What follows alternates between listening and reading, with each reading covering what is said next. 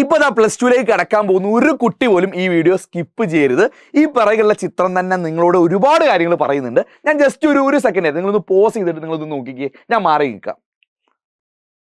നിങ്ങൾക്ക് വല്ലതും മനസ്സിലായില്ല ഞാൻ പറഞ്ഞുതരാം. 2024 ഒരു SSLC ബാച്ച് ഉണ്ടായിരുന്നു. കിഡിലം ബാച്ചാട്ടോ. ആ ബാച്ചിൽ 100 കുട്ടികൾ എക്സാം എഴുതി കഴിഞ്ഞാൽ 99 പേര് പച്ച നിറത്തിലാണ്, അതായത് അവർ പാസ്സായിട്ടുണ്ട്.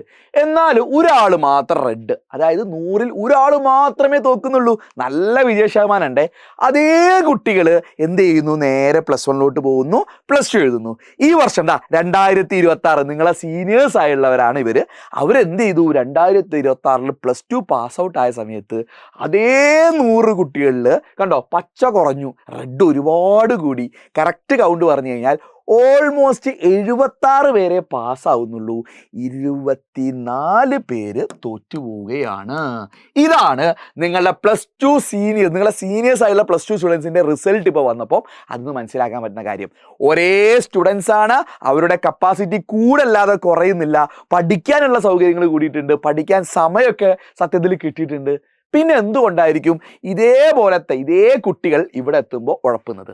ഞാൻ 4 പോയിന്റിലൂടെ പറഞ്ഞുതരാം. ഇത് ഈ വരുന്ന +2 കുട്ടികൾ അറിഞ്ഞിരിക്കണം. ഈ 4 പോയിന്റ് നമുക്കൊന്ന് ഡിസ്കസ് ചെയ്യാം. നിങ്ങൾ അറിഞ്ഞുകൊണ്ട് മാത്രം ഇനി വരാൻ പോകുന്ന ജൂൺ 1 ക്ലാസ് തുടങ്ങും, നിങ്ങൾ +2 പഠിച്ചു തുടങ്ങും കേട്ടോ. സോ ഫസ്റ്റ് പോയിന്റ്, ഒന്നാമത്തെ പോയിന്റ് ഡിഫിക്കൽട്ടി ലെവൽ. 10ാം ക്ലാസ്സിൻ്റെ ഡിഫിക്കൽട്ടി ലെവൽ അല്ല +2 ഉള്ളത്, ഓബ്വിയസ് പോയിന്റ് ആണ്. അപ്പോൾ അത് പറയാതെ നിൽക്കാൻ പറ്റില്ല. 10ാം ക്ലാസ്സിൽ വളരെ ഈസി ആയുള്ള ടോപ്പിക്സ്, വളരെ ഈസി ആയുള്ള ചോദ്യങ്ങളോടാണ് മെജോറിറ്റി കടന്നു പോകാറ്. അപ്പോൾ അതുകൊണ്ട് എന്തുണ്ടാവാറില്ല, കുട്ടികൾക്ക് വലിയ ബുദ്ധിമുട്ട് തോന്നാറില്ല. എന്നാൽ +1 ഓർ +2ൻ്റെ കേസിൽ ഒരു മയവുമില്ല. നിങ്ങൾക്കത് ഫീൽ ചെയ്ത ആൾക്കാരാണ് അല്ലേ? മാത്സിൻ്റെ കേസിൽ, ഫിസിക്സിൻ്റെ കേസിൽ, കെമിസ്ട്രിൻ്റെ കേസിൽ ഒക്കെ നിങ്ങൾക്കത് ഫീൽ ചെയ്തിട്ടുണ്ടാവും. ഇനി വേറെ ഏത് സബ്ജക്റ്റിൽ നിങ്ങൾക്ക് ബുദ്ധിമുട്ട് തോന്നിയെങ്കിൽ അതൊക്കെ നിങ്ങൾക്ക് കണ്ടിട്ടുണ്ടാവും അല്ലേ? 10ാം ക്ലാസ്സിലെ ലെവലല്ലേ ഇവിടെ ഉള്ളത്. അപ്പോൾ ആ ഡിഫിക്കൽട്ടി ലെവൽ എന്തായാലും ഉണ്ട്. അതൊരു വളരെ വേണേൽ പറയാം എലിഫന്റ് ഇൻ ദ റൂം എന്ന് പറയാം. അതൊന്നും പ്രത്യേകിച്ച് പറയാനൊന്നുമില്ല, അതെല്ലാവർക്കും അറിയുന്ന കാര്യമാണ്. അതല്ല ഒന്നാമത്തെ പോയിന്റ് അല്ല സത്യത്തിൽ അതിനേക്കാൾ കൂടുതൽ കാരണം. രണ്ടാമത്തെ പോയിന്റ് ഞാൻ കൂടുതൽ എടുത്തു പറയും, ദാറ്റ് ഈസ് ഫോണിൻ്റെ അഡിക്ഷനൊക്കെ എല്ലാ ക്ലാസ്സുള്ളവർക്കും ഉണ്ട്.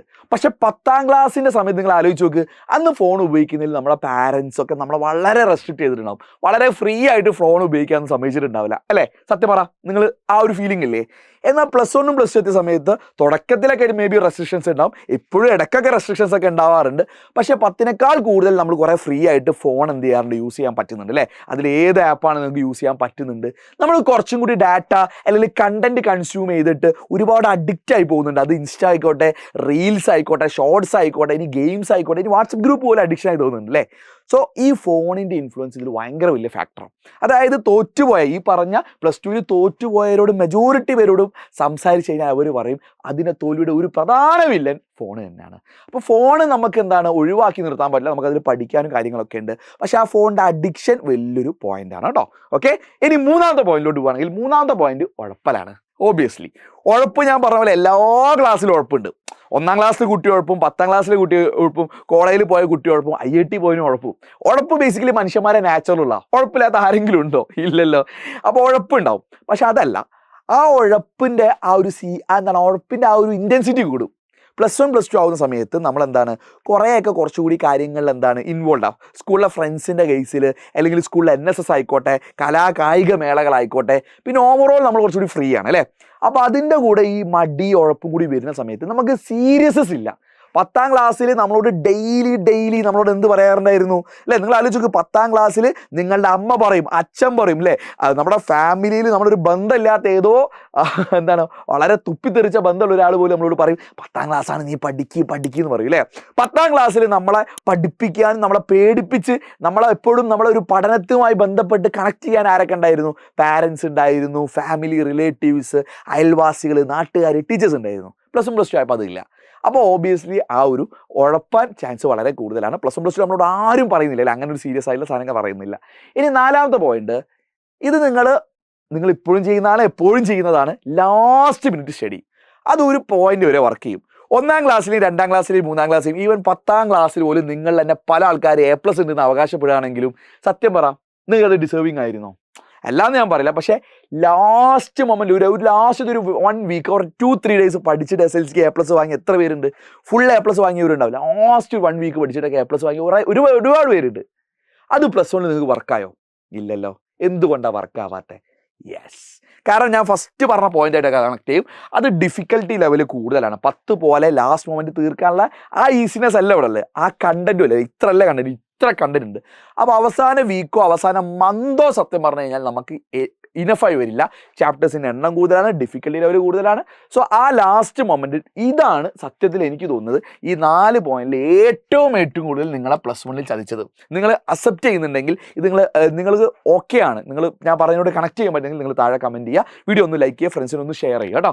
ഇനി ഇത് എങ്ങനെ മറികടക്കുക എന്നുള്ളതിന് ഒറ്റ പോംവഴിയേ ഉള്ളൂ. ലാസ്റ്റ് മിനിറ്റിലേക്ക് സ്റ്റഡി നടക്കൂല. ലാസ്റ്റ് മിനിറ്റ് സ്റ്റഡി അല്ല അവിടെ നടക്കുന്നത്. ലാസ്റ്റ് മിനിറ്റ് എന്താണ്, പേജ് മറച്ചു നോക്കിയുള്ള ഒരു റീഡിങ് അവിടെ നടക്കുന്നത്. അതിൽ എന്തെങ്കിലുമൊക്കെ പിറ്റേന്ന് ഓർമ്മയിൽ വന്നാലേ എഴുതാം അല്ലേ. എന്നാൽ പല കാര്യങ്ങളും ഫിസിക്സിലെ ഡെറിവേഷൻ ആയാലും മാത്സിലെ പ്രോബ്ലം ആയാലും ലാസ്റ്റ് മിനിറ്റ് പഠിച്ചാൽ നമ്മുടെ തലയിൽ നിൽക്കില്ല. റെഡി. അപ്പോൾ അതുകൊണ്ട് അത് ഒഴിവാക്കാൻ ഒറ്റ വഴിയേ ഉള്ളൂ മക്കളെ. ലാസ്റ്റ് മിനിറ്റ് നമുക്ക് മല പഠിക്കാണ്ടാവുന്നത് എന്തുകൊണ്ടാണ്, നമ്മൾ കൂട്ടി വെച്ചോണ്ടാ. അപ്പോൾ കൂട്ടി വെക്കുന്ന പരിപാടി നിങ്ങൾ ഒഴിവാക്കുക. അത് നിങ്ങളോട് എപ്പോഴും പറയുന്നതാണ്, അത് സ്നേഹപൂർവ്വം പറയുകയാണ്. നിങ്ങൾക്ക് ഒരു ക്ലീൻ സ്ലേറ്റ് ആണ്. +2 ജൂൺ 1 തുടങ്ങും. ജൂൺ 1 നമ്മൾ ക്ലാസ് സ്റ്റാർട്ട് ചെയ്ത് കഴിഞ്ഞാൽ നിങ്ങൾക്ക് ഒരു ഡിസംബറിലെങ്കിലും പാഠം തീർക്കണം. ഡിസംബറിൽ പാഠം തീർത്തില്ലെങ്കിൽ നിങ്ങൾക്ക് ജാനുവരി ഫെബ്രുവരി ലാബ് എക്സാംസ് ചെയ്യാൻ പറ്റില്ല. അതിനിടയ്ക്ക് നിങ്ങൾക്ക് പഠിക്കാനൊന്നും പറ്റില്ല.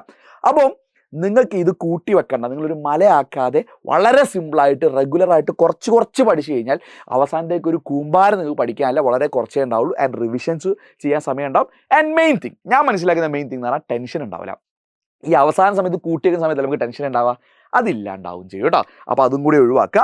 ആൻഡ് ജൂൺ 1 നമ്മൾ ക്ലാസ്സസ് തുടങ്ങുന്ന സമയത്ത് തന്നെ നമ്മൾ എഡ്യൂബോർഡിൻ്റെ അടുത്ത ബാച്ച് സ്റ്റാർട്ട് ചെയ്യുന്നുണ്ട്. ജൂൺ 2 എഡ്യൂബോർഡിൻ്റെ നെക്സ്റ്റ് ബോർഡിൻ്റെ സൂപ്പർ ബാച്ച് സ്റ്റാർട്ട് ചെയ്യുന്നുണ്ട്. നിങ്ങൾക്ക് ധൈര്യമായി ജോയിൻ ചെയ്യാം. ഇത്തവണ +2 റിസൾട്ട് വന്നപ്പോൾ കേരളത്തിലെ ഏറ്റവും ബെസ്റ്റ് റിസൾട്ടായിട്ട് അറിയപ്പെടുന്ന എഡ്യൂബോർഡിൻ്റെ ബാച്ചാണ്. ധൈര്യമായിട്ട് ജോയിൻ ചെയ്തോ.